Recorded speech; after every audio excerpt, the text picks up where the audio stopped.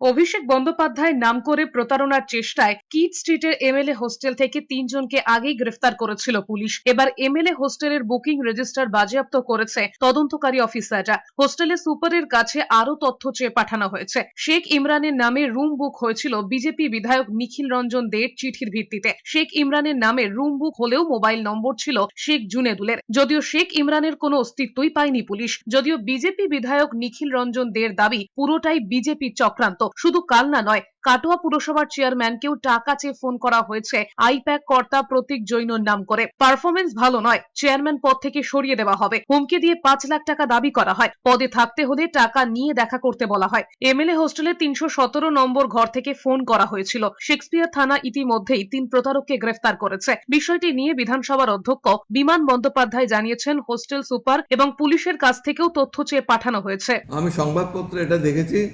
আমি আমাদের যে সুপারিনটেন্ডেন্ট রয়েছেন আমাদের এমএলএ হোস্টেলে, তার কাছে আমি এনকোয়ারি করে রিপোর্ট দিতে বলেছি। অ্যাট দ্য সেম টাইম আমি পুলিশের আধিকারিকদের কাছেও জানতে চাইবো কী ওর ইনভলভমেন্ট রয়েছে, এবং ওকে যে ঘর দেওয়া হয়েছিল একজন বিজেপির বিধায়কের রেকমেন্ডেশনে ঘরটা দেওয়া হয়েছিল বলে আমাদের অফিসিয়াল রেকর্ড থেকে এমএলএ হোস্টেল থেকে জানিয়েছে, এবং যাকে ঘর দেওয়া হয়েছিল তার নাম, তার আধার কার্ড নাম্বার সব রেকর্ড করা রয়েছে। আমাদের সিকিউরিটির দিক থেকে আমাদের যতদূর নেবার সব আমরা নিই, কিন্তু এটা তো আমাদের জানা থাকে না যে কোন কার রেফারেন্সে কে ওখানে ভেতরে ঢুকছেন।